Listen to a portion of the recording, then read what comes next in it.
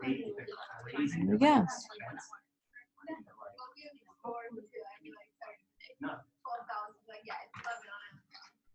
I do the same thing. I definitely do all that. So, what's going on, everybody? Here you go. Everyone's good? So, Everyone's well? Okay, beautiful. Dr. Samir Jamal. Love it. EP. You want to wait a little bit, or you want to? No, I think because a lot of people, they're going to Filter in. come in. Okay. We'll be Good. taping this up. So, are you How are you taping? Yeah, you just My talk. screen, like my face, or are you filming this? That and the talk. Okay, fine, good. I'll smile more if you're taping my face. That's fine. All right, guys, welcome. So my name is Samir Jamal. I'm one of the electrophysiologists here on staff, and we're going to talk today about bradycardia. Have you guys had cardiac lectures? I mean, the rhythm lectures so far. You are we had an emergency cardiac series. Okay. Raj did one set of the EKGs that they're not allowed to miss. Good. Raj Okay. did that. Good. So, Good. So this is quiz them. yes, yeah. So who are the interns here? I think. All right, good. So you guys are going to get picked on a lot today. So this is not meant to be intimidating by any means. So you guys should stop me and ask me any questions you guys have along the way, because it's easier. Humor him Here. and make him think that he's intimidating. He's been trying to pull off the Yeah. intimidating thing. Yeah, no, I Not can't. here. No, there's no intimidation here. Trust me, it doesn't work here or in my house. It's fine. But any questions you guys have, please feel free to ask, and we'll work through some of these things. So, bradycardia. So, definition-wise, who's the first years again? You want to raise your hands? You guys just want to move to the front? Just makes it easier for me to pick on you guys. Let's do that. Once you guys move up to the front. All right. So why don't you tell me, now that you're the first one to move up, how would you define bradycardia? What is it? heart rate less than 60. Okay. All right. I think that's fair. So we sometimes get caught up with the definition of bradycardia. Yes, there is a classic definition. All right. Heart rate less than 60. The implication usually is that it's a sinus rhythm less than 60. We'll talk a little bit about that. But it has absolutely no relationship to symptoms at all, right? You can see a patient who has a heart rate of 45 and feel very unwell, and see a patient with a heart rate of 40 to 45 who feels, totally fine. So it doesn't really matter what it is, and then it's just a number to me. And 99% of what I do, and as EPs do, and as you'll do too, is take a rhythm or a rate and correlate it with the particular symptom. Okay, so then it's just a number. All right, so you have to think about symptoms. So if you are symptomatic, some of the things that you'll potentially see in your patients, and this is sort of a list of things that you've all sort of seen and heard about. Really, I mean, cardiac output is a product of what? Stroke volume and heart rate. So if the heart rate goes down, unless you can change stroke volume, which doesn't really change that much, your output goes down. And that can affect you in a number of ways, right? So these are some of the symptoms that you might feel. Obviously, the scariest is death, obviously. So that's what I put at the bottom. Thanks for clarifying. Yeah, exactly right. I just wanted you guys I was going to put that in red, but I figured it's at the bottom. So it's Everything good. else is Everything, right. So, so how do heartbeats initiate? What is the impetus? Why do they start heartbeats? Sort of a philosophical question here. I'll answer it myself. Electricity. Okay? It's sort of what I do. So every time the heart beats, okay, and I still find this fascinating. Hopefully I will for the rest of my life. But electricity flows to the heart first. Okay, so it's electricity first, then mechanical function. Electricity first, then mechanical function. And they can be completely separate. For example, I can give you this EKG, right, which looks like, I'll just give it away because we're not going to spend too much time on this, but it looks like a normal sinus rhythm. And I can ask you, is this patient alive or dead? And the right answer is you don't know. You don't know, right? Electricity is separate from mechanical activity. The electricity, the activity leads to mechanical activity, but they are completely separate, okay? So what we do, right, so the slide I put up here could be sinus rhythm or someone who is in PEA, or what we like to call it EMD, electromechanical association. So let's sort of quickly go through the pieces of a normal sinus rhythm and what's happening electrically at that time, okay? So what is this, everybody, collectively? Ooh, what? P wave. Okay, what's happening in the P wave? electrically? Good. Okay. Right. So the way electricity works in the heart, and really almost for anything that depolarizes, right, anything that emits electrical activity then has to repolarize so it can conduct again. Okay. So this is the depolarizing phase of the atria. The PR, oh, I gave it away. Sorry. All right. What's happening in the PR interval electrically? Atrial contraction. Well, not mechanically. I don't care about mechanics. What's happening electrically? It's being held at the atrium. Yes. Yes. Why is it flat? Because it's not moving. It's not flowing across so that the It's flowing. It's going from the atrium to the ventricle. And the terms I like to use are antegrade, going down from the A to the ventricle, as opposed to retrograde, which is coming backward. It's going antegrade at a very slow rate. That's why it's flat. Okay. Now, the concept of the EKG is, and I'll talk about this in a bit. So you have a cage around your heart electrically, right? You have the precordial leads, and you have the limb leads and the augmented limb leads. The reality is you are summating, right? It's a summation of all the electrical activity of the heart. So if I have lead 1 and L out here on my left arm, and something is depolarizing this way, how is that going to be inscribed in your EKG? Positive. And if it's going away, it's going to be, and if it's perpendicular, it's going to be flat.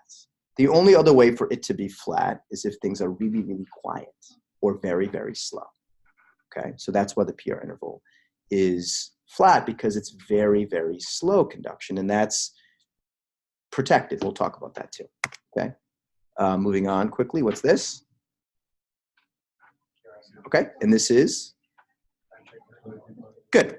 All right, and finally, this is QT, and what's happening here?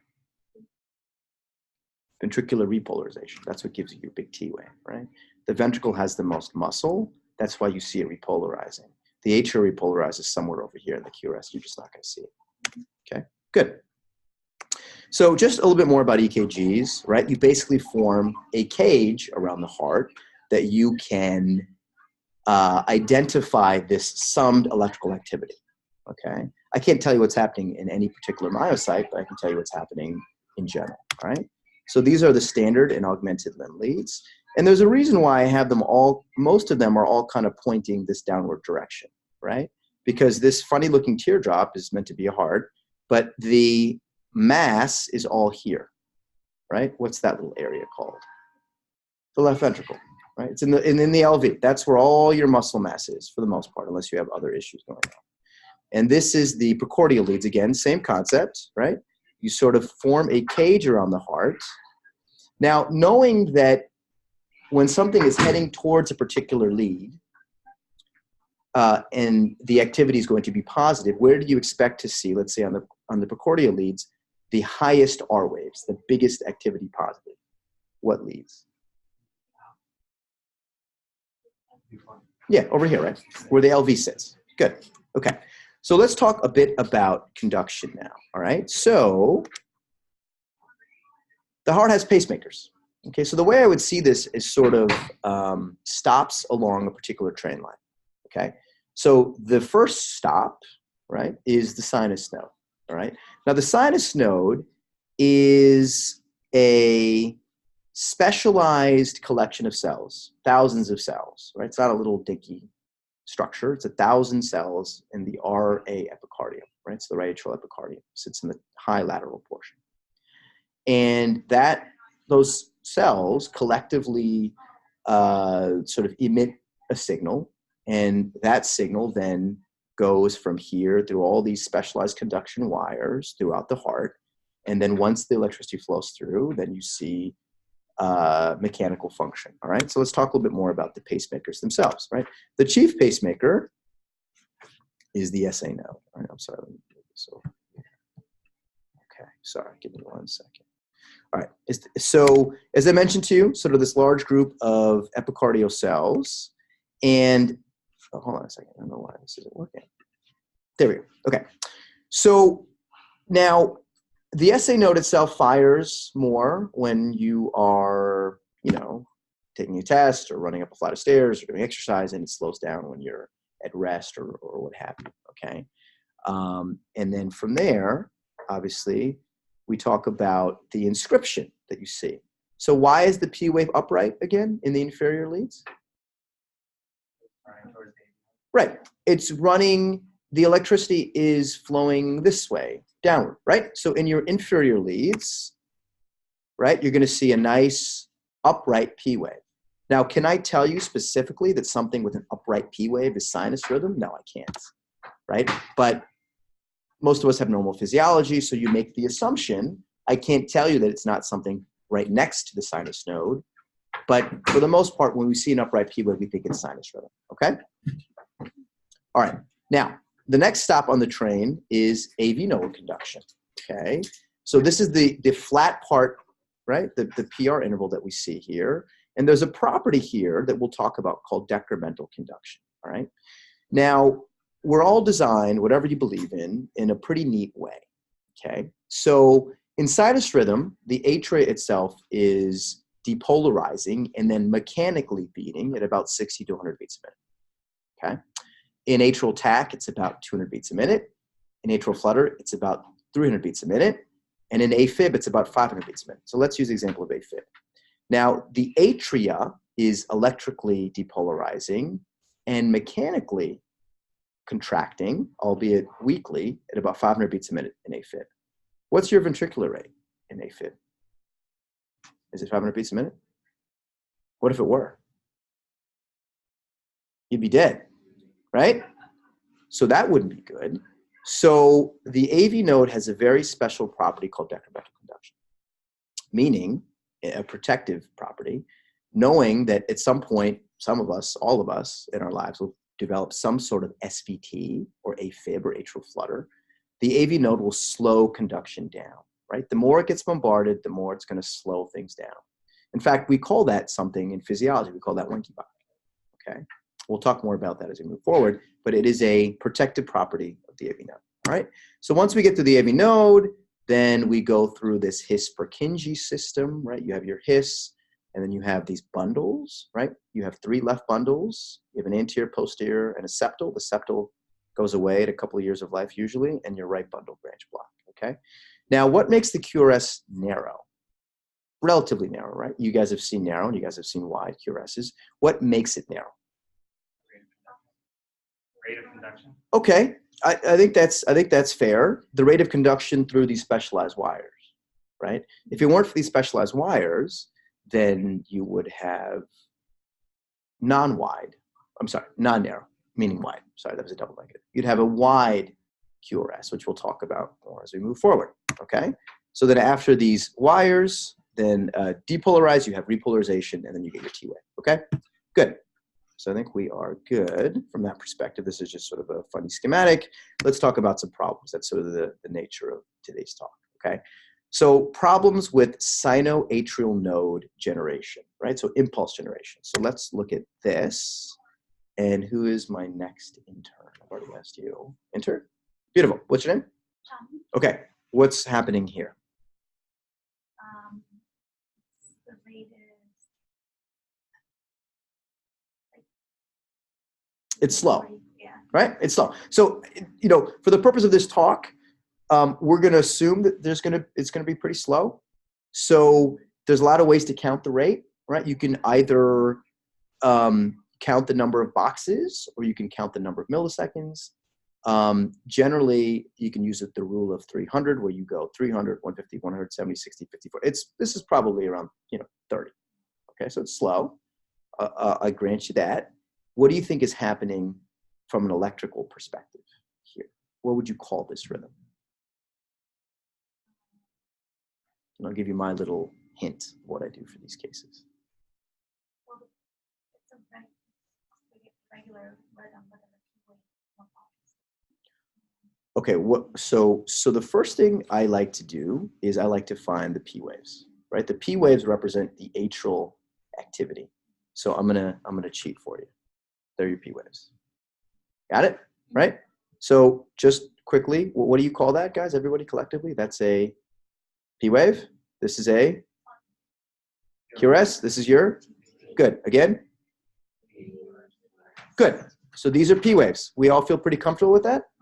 Okay. I didn't give you a whole 12 lead because I want you just to focus on what the rhythm is. And I'm giving you a lead 2, right? So it's upright P waves. So if you have an upright P wave, where do you think it's originating from? The sinus. I can't guarantee that unless we put catheters in the patient, but it makes the most sense, right? Because most people have normal sinus physiology. So this is originating from the sinus node. So what would you call this rhythm? Sinus bradycardia. Good. Good. This is a problem with impulse generation from the sinus node. Okay. Do they need a pacemaker? It's kind of a trick question. I mean, you don't know, right? This patient could be sitting there and they're a 25-year-old marathon runner, or they could be sitting there as an 85-year-old woman who just passed out, right? So you don't know, right? So you don't know symptoms until you figure them out. That's your job. That's our job to figure that out, right? But objectively, this is sinus bradycardia, okay? So the etiologies, there's a bunch, and I listed them. One of the hints that I would give you is that sometimes on rounds you'll see an EKG and you say, oh, this is sinus bradycardia with a heart rate of 35 or whatever. Always consider blocked APCs or 2-to-1 AV block, okay? Because it's a little unusual to have sinus bradycardia that slow. It's possible, and we see that sometimes, but just look for other things too that are not truly sinus, but just blocked atrial signal, okay? What is this? Who's my next intern? Okay, I guess I can pass to the students. That's fine. Okay, intern? Student. All right, what are my interns? Go ahead.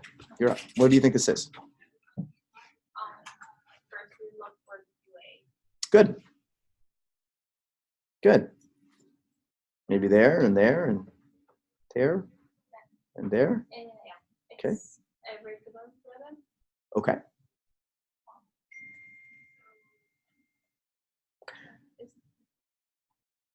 Let's. Yeah. What is this again? It's a QA. And this is a T wave. So you have conduction here, antegrade, right? So I'm going to use those terms. Antegrade. So P wave, atrial going down, antegrade to the ventricle. So you have that. You have another P wave, antegrade down the ventricle. And then what? A lot of nothing. So what do you call this? Six sinus is reasonable. Good. Or you could call it sinus pause or sinus arrest. The sinus node just fell asleep. Why? I don't know. Maybe they're on medications. Maybe they really have an intrinsic problem. Maybe they have sarcoid. Maybe they have some other reason why the sinus node fell asleep, but it fell asleep. So I would call this a sinus pause or sinus arrest. Okay, good. All right, who's next?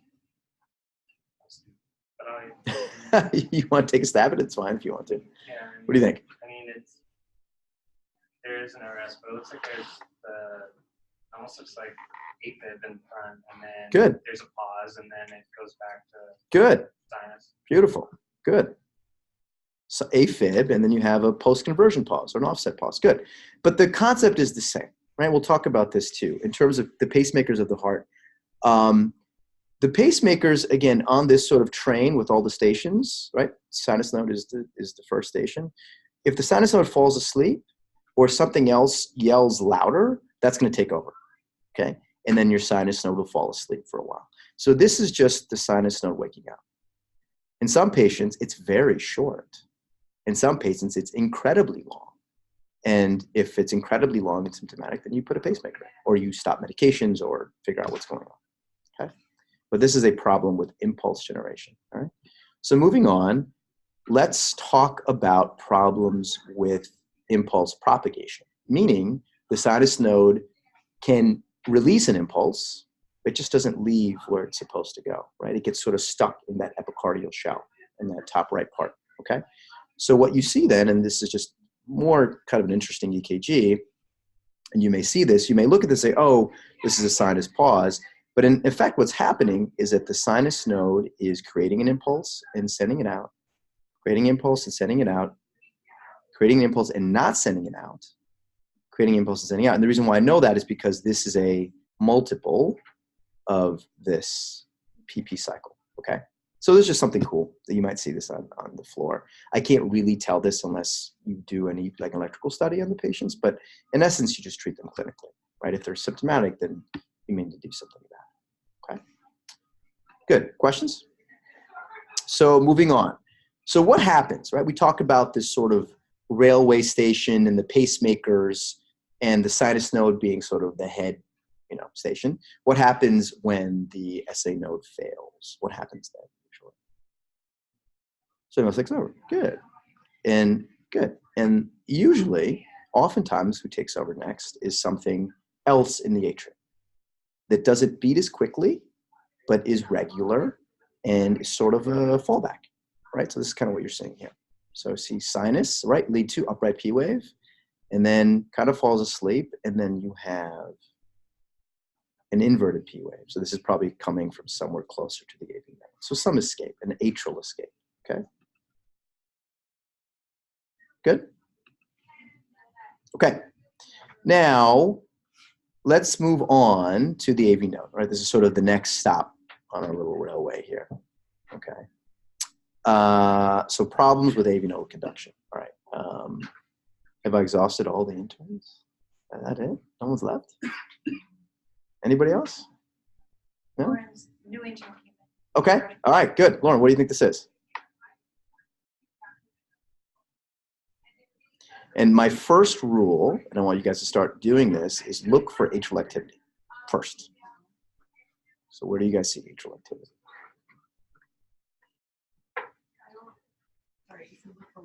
Atrial activity, or a P wave. Okay. All right, I'm gonna cheat for you.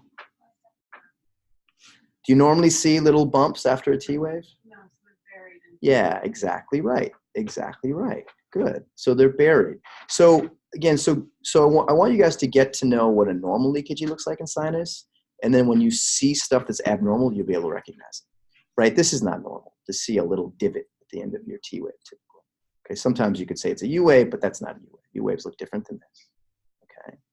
So assuming that's P waves, okay, what would you call this rhythm? How would you classify this? And if you don't know, that's okay. That's what we're here for. Okay, so what is a normal? So you see there's P waves here. Are they conducting antegrade? Are they getting down to the ventricle? Is each P wave married to a QRS? Yeah, they're related, right? P wave, QRS, T wave, P wave, QRS, T wave, P wave, QRS, T wave. See that? So there is a 1-to-1, probably antegrade relationship, right? Meaning it's going down the AV node. But is it going down the way it normally goes down the AV node? Is it? It's a little bit. Yeah, good. What's longer? Right. What do you call that time? What do we call that interval? Good. So what do you call it when your PR interval is longer than you normally expect?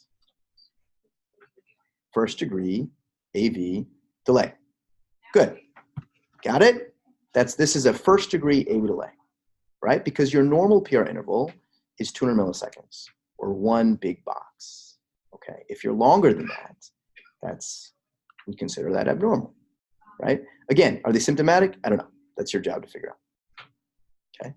But, and I want you guys to avoid the term AV block because it's not really a block. It's a delay. Okay, right? Everything is conducting antegrade, right? You're getting every impulse through. So it's not a block. It's a first degree AV delay. Good? Okay. Now this is an EKG for Europe. Good, beautiful. Okay. So just blow it up for you. That's a lead 1. What do you think is going on with this? So there's B wave versus B wave. It's V1. Let's just assume, because it's my slide, that this is sinus activity. Okay, let's assume that this is sinus, right? These P waves, and I'll point them out again. Do you guys see P waves? You guys see some, right? Okay, good. There we go. So what would you call this particular pattern? Or how would you even, if you don't know the name, how would you describe it? 2-to-1. Okay. So I'm less interested in the variability of it and what you think is happening electrically. What's happening here? So here's a P wave, right? And is it going down antegrade? Is it conducting down to the ventricle? Yeah. Is this one? But what do you notice? Like prolongation. Good. Wink back. Okay. And is this one? Yeah, good. Wenckebach. Is this one conducting antegrade? There's like drop off. Right. So the question is this beat conducting antegrade? Is it conducting down to the ventricle?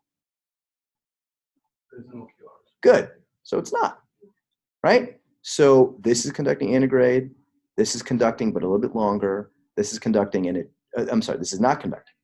Right? It stops. And then now is this one conducting again? Good. So what do you call this? What would you call this? Wenckebach. Good. Good. This is Wenckebach. Okay. And Wenckebach itself can be normal physiology. I told you that, right? If someone's in AFib, by definition, that's Wenckebach, right? Because their ventricular rate is much slower than the atrial rate. Do you put a pacemaker in that person? No. It's physiologic. It's protective. But in someone whose heart rate is not that fast to begin with, or at slower rates, you can have Wenckebach. It can still be physiologic, but it could be pathologic as well, and it can be symptomatic. All right, so that's for us to figure out. Right? But so the hallmark of Wenckebach, okay? Now the AV node typically has, and I'll draw this, is broken down into two components. Okay? There is a, think of it as a top part of the AV node and a bottom part. Here's your sinus up here, here's the atrial over here, and the ventricle down. Okay? The top part of the AV node is, that's where you'll see most of your physiologic responses, right? When you see Wenckebach, it's usually in that top part. The bottom part of the AV node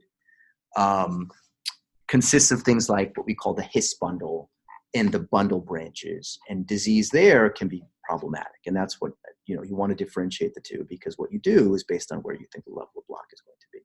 Okay. Wenckebach almost invariably occurs in the top part. It's very unusual for the, what we call the His bundle or the bundle branches to have Wenckebach. It's very unusual. It's possible. It's very, very rare.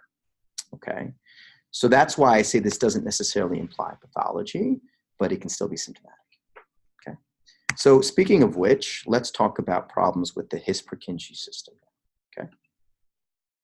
So what happens? We talked about this. Someone mentioned to me that the reason why the QRS is narrow is because you go down these electrical wires, right down these bundles. These are like super high speed, you know, Ethernet stuff. Okay, right? This is like super high speed, right? So what happens if one of these bundles is quote unquote blocked or delayed? Okay, and what do you call that wide QRS? Good, good, excellent. So instead of conducting down the specialized cables, it has to go cell to cell to cell. And that's a very inefficient way of conducting. Here's my little neat little graphic here that I made yesterday. And you get a bundle branch block, right? The QRS is wide because one of those wires is quote unquote blocked. It's not usually not necessarily blocked, it's just delayed, okay? So what kind of bundle branch block is this? This is for anybody.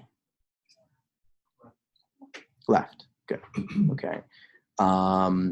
It sort of has the stereotypical tall R wave in the lateral leads and sort of this QS pattern in V1, okay? We can talk more about this, but sort of beyond the scope of this particular discussion.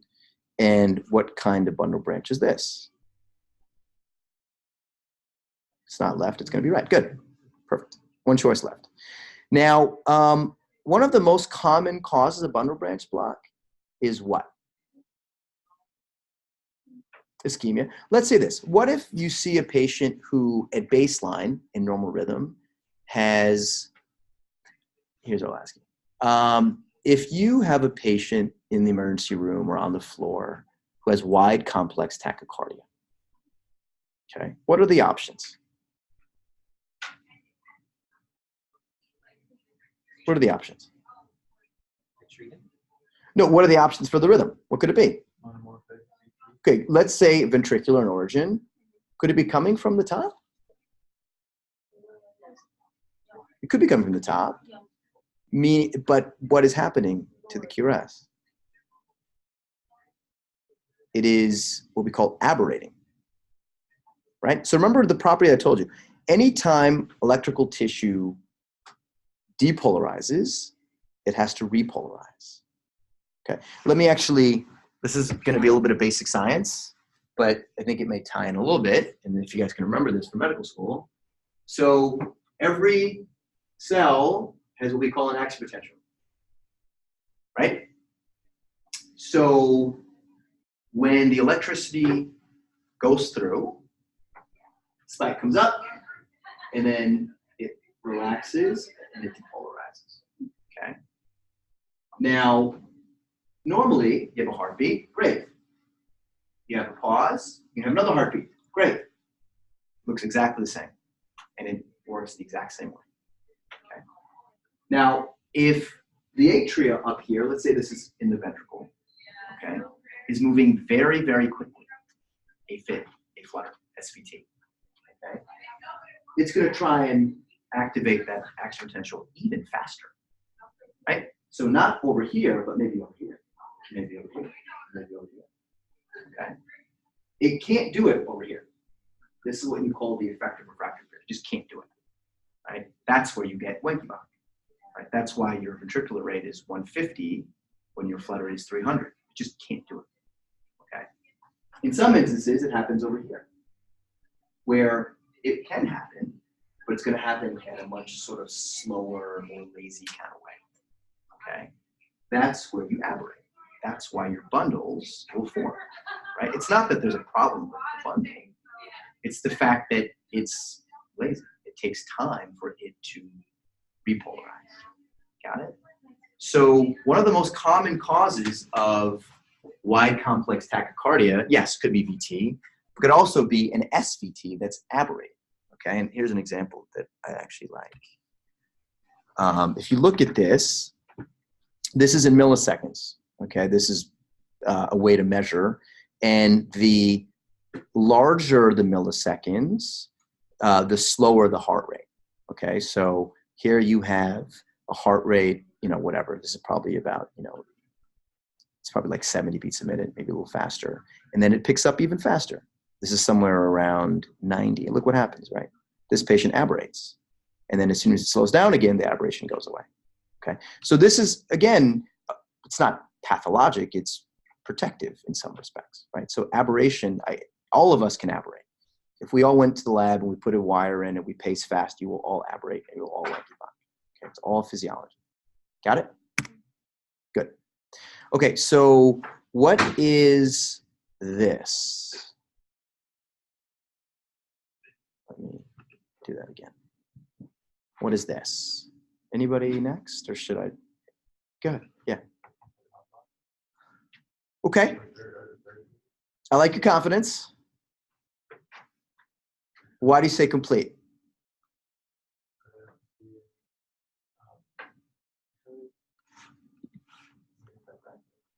What's that? Yeah, please. Now, again, identify the P waves, right? And that'll help you determine if you think this is a heart block or not. Do you guys see the P waves? Let me give you a little help. You guys all recognize those as P waves? Probably makes sense. Yeah. So I agree there's some kind of block here. Good. Very good. Very good.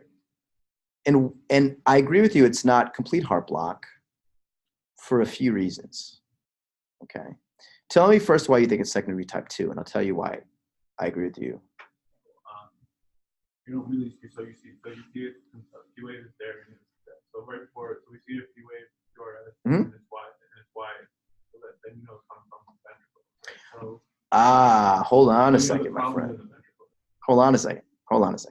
Let's get the physiology down here. So this P wave, I'm going to tell you is sinus. Yeah. So this originating from where? The sinus node. node. The P wave is sinus, but the problem is in the ventricle, the part of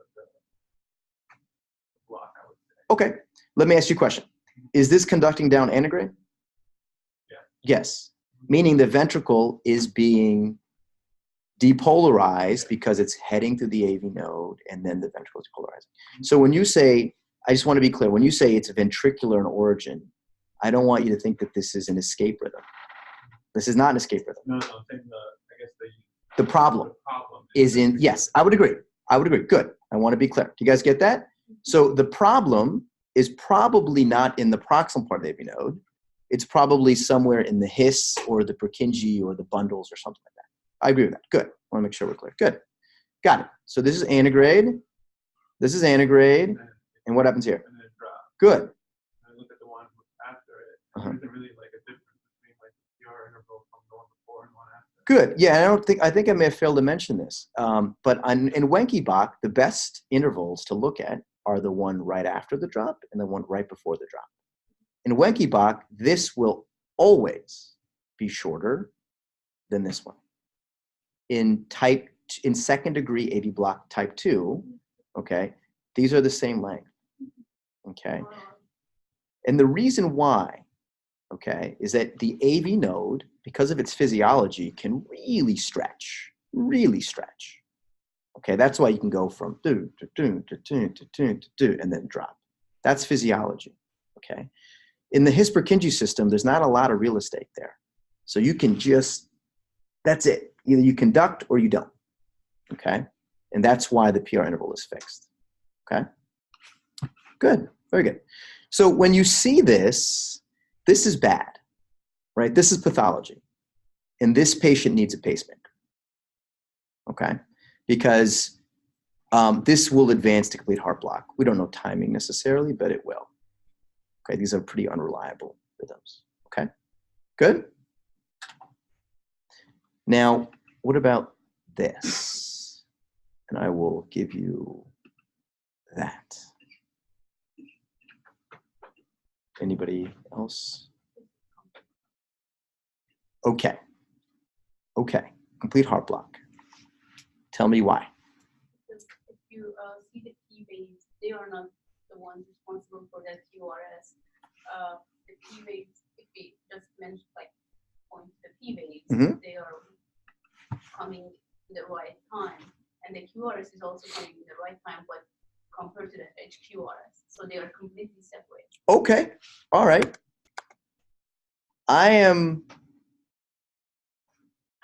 Okay. Let's look at this. I would agree there's some block here, for sure. The difference between complete heart block and what we call sort of a 2-to-1 block, right? I don't know, right? The question is this every other beat getting through, or is it complete heart block? That's a question. Okay. I'll go back to this. How can you tell the difference? Sometimes it's hard.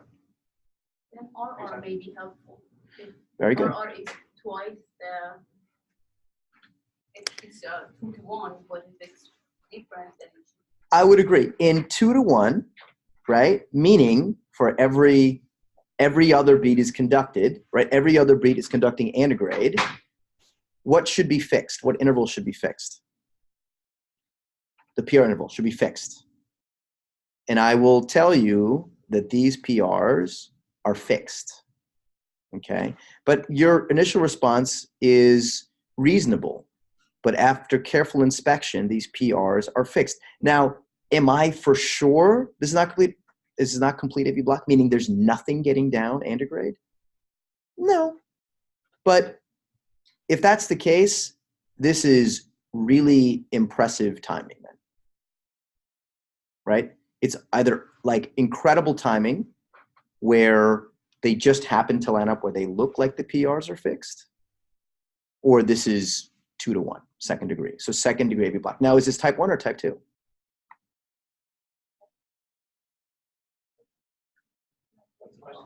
Is this, okay, so we all agree that this, let's say this is second degree AV block, right? There are some P waves not conducting antegrade, right? So is this type 1 or is this type 2? not good Why? because of the RR. Again, because of RR and PR. Okay, this is a trick question. The answer is you don't always know. You can see plenty of 2-to-1 AV block that is coming from the proximal AV node, and you can see plenty of AV block that's coming from the distal part. The way that you can try to differentiate is by looking at, are there any other stigmata of distal disease? And is there stigmata of distal disease here on the EKG? Remember, we talked a little bit about the QRS width. Very good. You can see 2-to-1 where the QRS is narrow, right? That's probably not coming from the bottom. That's probably coming from the proximal AV node. It's still AV block, but where is it coming from? And this is sort of what I want you guys to start thinking about now. Where is the level of block? Okay. In this patient, I would agree it's probably coming from the distal part because the QRS is wide. But just looking at 2-to-1 doesn't tell me any information at all. In fact, what can I do for this patient to try to differentiate between the two? Anything you can do at the bedside?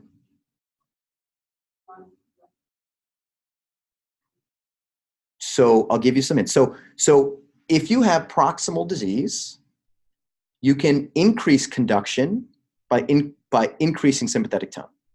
So if I have that patient do bedside exercise, I have them push against my hands, I have them push their legs against my hands, oftentimes that 2-to-1 will become 1-to-1 conduction. Great. You can do the same thing in Wenckebach. When you see a narrow QRS, have them do some exercise. And if the conduction gets better, great. That's good. If the conduction gets worse, that's bad, because that's probably distal disease. Okay? Cool? All right. Let us continue. Hold on. There we go. Okay? Sorry.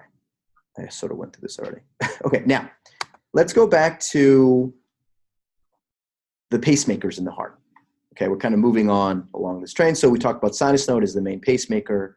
We talked about the atria sort of kicking in if the sinus node falls asleep. If the atria falls asleep, the AV node will sort of kick in. And what do we call a rhythm from the AV node?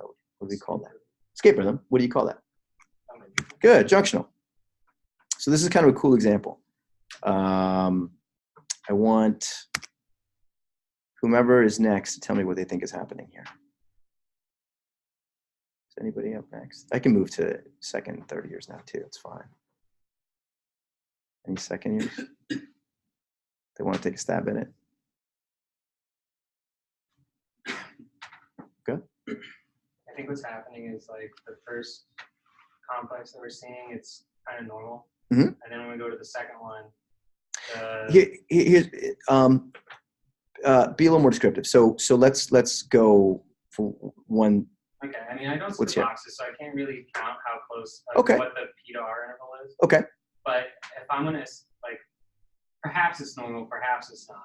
Okay. I can't really tell with that one. I'll tell you that this is a normal PR. Okay, perfect. So it's normal. So then it's conducting fine and it's going across, no problem. Good. And then Conducting what happens conducting is- antegrade, right? So Yes. going down the AV node. Good. So it's going on antegrade. So then it goes, it has its normal weight, and then there is no P wave. So there is no sign that's coming from the SA node to say, hey, let's beat. So the AV node is like, where's my beat? Yeah. Where is it? It's not coming.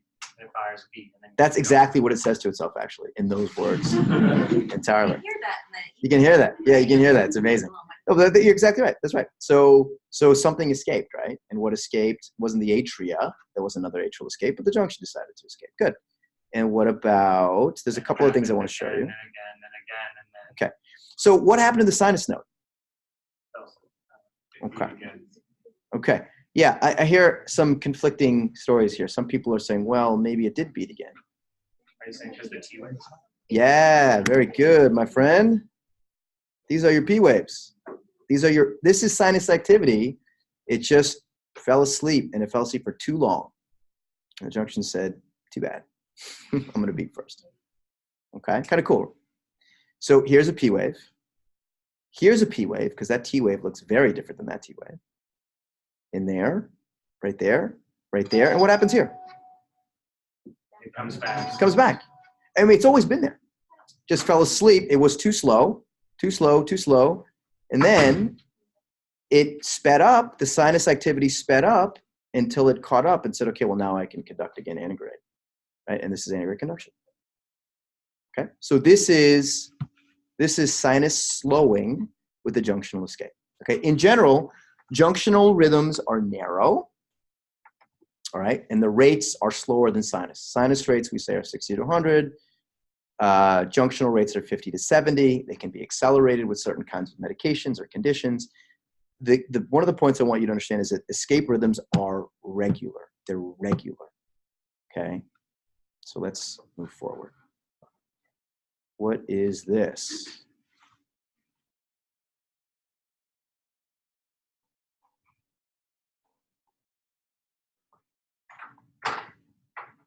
Anybody? Let me call on someone. So let's go to second years now. Where are the second years? They're all about right now. Okay, where are the third years? Okay, go. What's this? So the P wave initially, which is not conduct wave, then there's just point to the P waves. I can see P waves here, but they are not related to the QRS. So Okay, I would agree. So what do you call this? that's what Yeah, good. Now, where do you think the level of block is?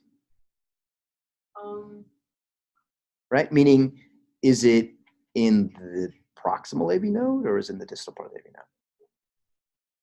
And how can you tell? by the shape of the QRS. Good. So what kind of escape is this? Where's the escape coming from? That's really what I'm asking, right? When I say where is the block, like where's the escape coming from?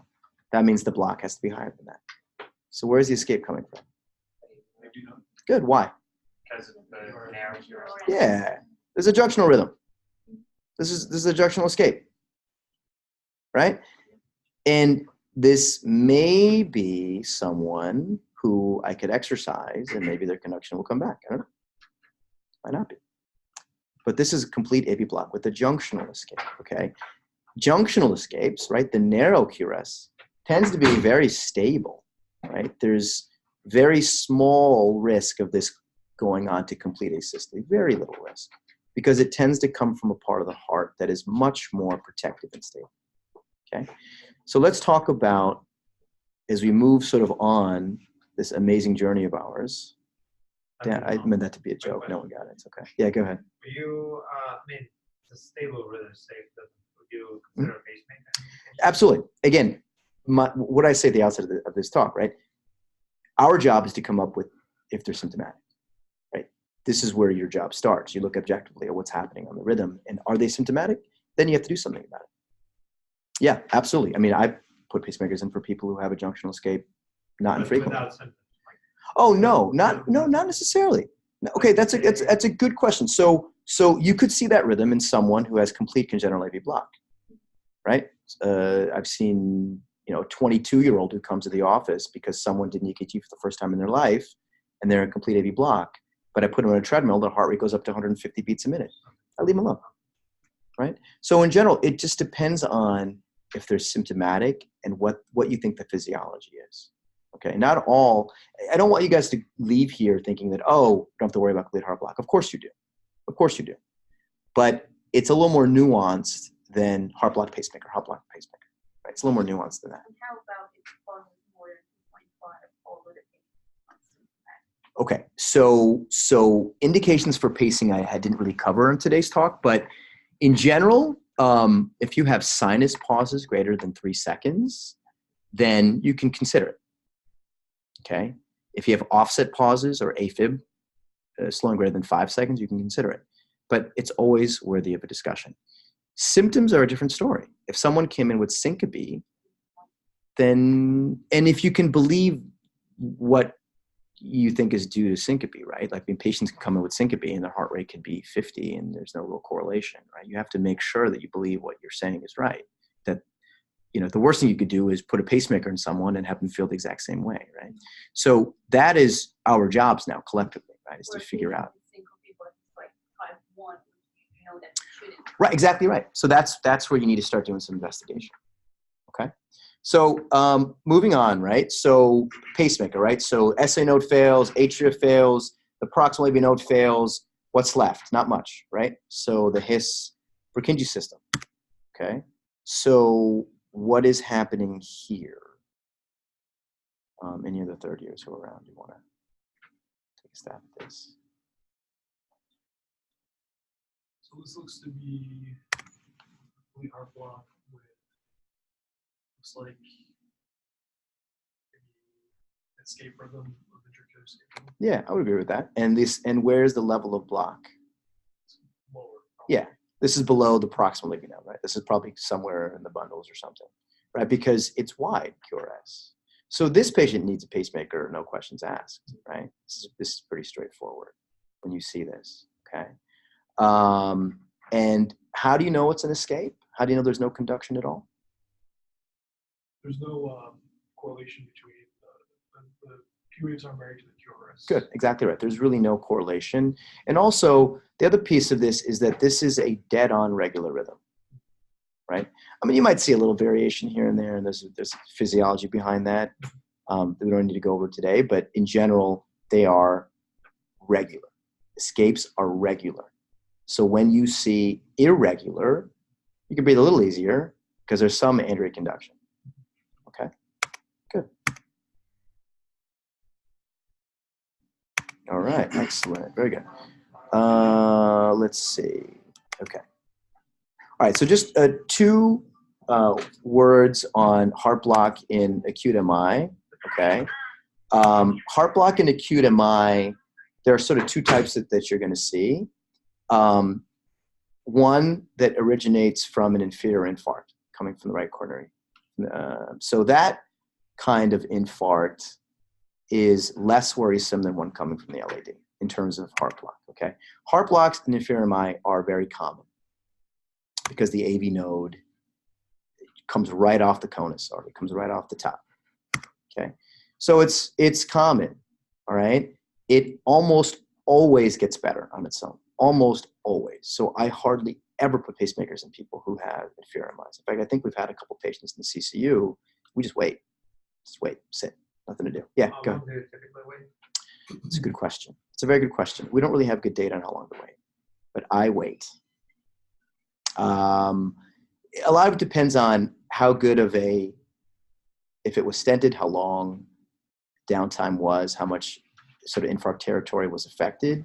Because again, this is very proximal, but it tends to come back, okay? Our general guidelines suggest 5 to 7 days of waiting. But again, this tends to be proximal. So with sympathetic tone, they tend to get better. So I put these patients sometimes on medications like dopamine or isoprone. The heart rate goes up and conduction gets better. But you would put a pacemaker in if the heart rate got so slow that they were having hemodynamic effects. And most of the time I put in a temporary pacing one as opposed to permanent pacemaker, okay? Now, in contrast, patients with anterior MI, this is a problem, okay? So if you start seeing bifascicular, trifascicular block, or certainly 2-to-1 or heart block, these patients need pacemakers pretty quickly. Again, I put in a TBP to start, a temporary pacing wire to start, and then see how they do. But these usually don't come back, okay? So that's just a word on that. In general, we talked a little bit about the conduction defects. The SA node can have issues with impulse generation as well as propagation. And there are issues with the AV node, proximal, right, versus distal disease. There can be issues with the pacemakers themselves, right, where the sinus node falls asleep or the junction falls asleep. If these fall asleep, you're in big trouble, okay? And, I'll leave you with this. So to pace or not to pace, that's the real question, right? You guys are, and we always want to find out, what do we do with these patients? Again, you have to think about the symptoms for these patients.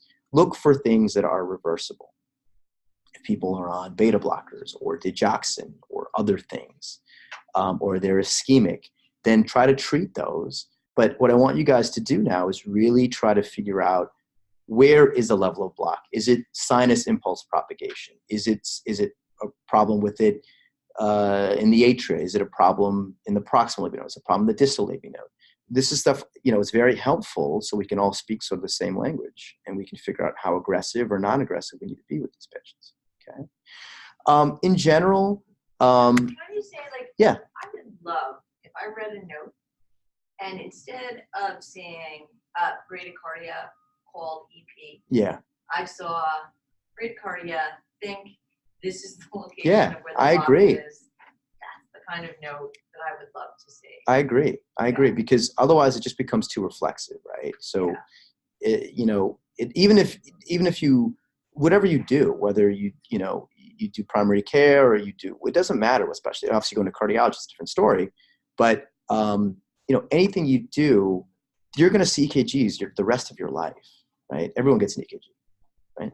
So it's important for you to sort of understand what's happening, not at the basic cellular level, right? But sort of at the electrical level is probably reasonable, because and also, you would be able, even if you got it wrong, if you were nervous about getting it wrong, doesn't matter. like it reads when you're talking to that person, or even if it's on the one putting that note in, you're like, oh no, that's not why. Right, this is what it is. Why. Yeah, As exactly. opposed to, I'll be there at 5. Yeah, exactly. No, I think it's incredibly helpful, and obviously I'm biased, right? Sort of what we do, but I think it's helpful because you'll be reading EKGs for the rest of your life, whether you want to or not, and it's good to know not necessarily what the treatment is, because that part you'll learn, right? That's what practice is all about, but sort of what's happening at the EKG level, because then you can come up with, you're a little more confident in terms of what you tell your patients. Okay.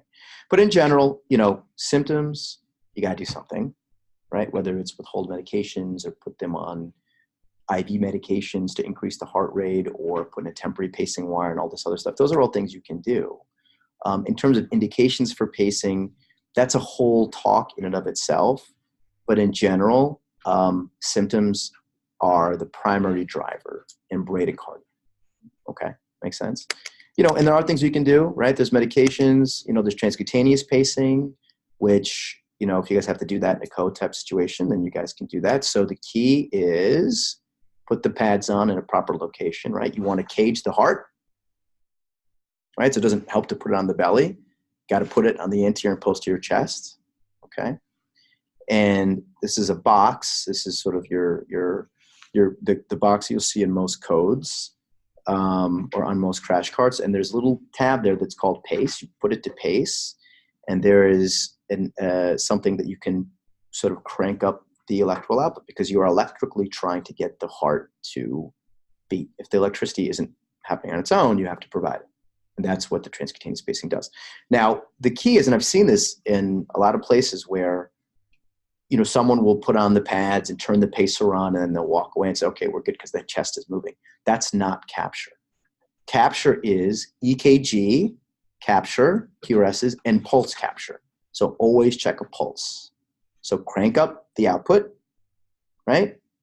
And then lower it until the pulse goes away, and very quickly crank it back up to a reasonable level. Okay, got it? Capture is not the chest moving. The chest is going to move because you're putting in electricity, right? The muscle is going to get stimulated. The key muscle is the heart, so that's what you have to stimulate. Okay, got it? And there's also temporary pacing wires if needed, but that's stuff that we figure out if we need to do that for certain patients. And then you can put in permanent pacemakers too. If depends on sort of if it's reversible, irreversible, and all those things too. Questions, guys, about anything in particular? You said that for pacing, start at a high Output. and Yeah. then go down. Yes, because the key when someone is not doing well is to capture. Right. I mean, you're not going to do this on someone who's totally fine, right? So you're doing it on someone who's hemodynamically unstable and needs to be paced. So you don't really have to, be so injudicious, but just crank it up. Wait till you get capture. And then they're going to, for transcutaneous pacing, they're going to feel it. So once you have good capture, you can give them sedating medication so they don't feel it, because they will remember you for the rest of their lives. Not in a good way. But they might if they do well. Better than dying. Right, better than dying. It's right. But just keep it in mind that you just crank it up, get capture, and if you want, you can come down a little bit until you lose capture, but then you have to make sure you're capturing, because that's the chest will always move. Right? That's not capture. Okay. Questions? Good. All right, good. Thank you. Awesome. Yeah.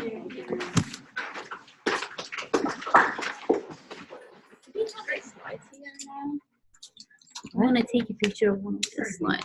Oh, would. Can I just send you the slides? Oh, yeah, sure. Yeah, just send you the slides. Cool. Yeah. Thanks, guys. Thank you. Yeah. It was fun. No, that was really It's okay. good. Thank you Yeah. so much. You know, it's I always I'm like, should I pick on people? No, it for was what really they did? helpful. But otherwise, That's if I okay. just say what it is, then it's like No, it's you not gotta very pick fun. on people. It's not very fun. Yeah. You know what? Maybe I'll like get like a big jar of chocolate minis. Yes, We could you throw throw. things. That's what I want to do. I want to start throwing stuff at people. I don't Yeah, get to so do that. I'll make that A regular. little Scooby Hello, snack. Dr. Fab. Talk to your mom. Yeah. Hey. Yeah. You saw Yeah. that Yeah. one of the residents. That was, remember there was a case I called you on, we couldn't quite figure out the rhythm. You actually ultimately did put Facebook rhythm.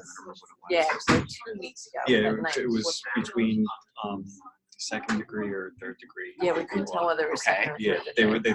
thought it was wanky vodka first, and then, Right. depending on where you looked, it Were they could- symptomatic? Yeah, Yeah. yeah, that's what probably what brought them into the hospital. Okay. Yeah. Yeah, I don't so know. that's when I was That's trying why- to chase you. Yeah. To Oh, come. yes. Yeah. That's why I think. So when I was talking to Raj, it'd be nice in the EKG lecture. You know, you guys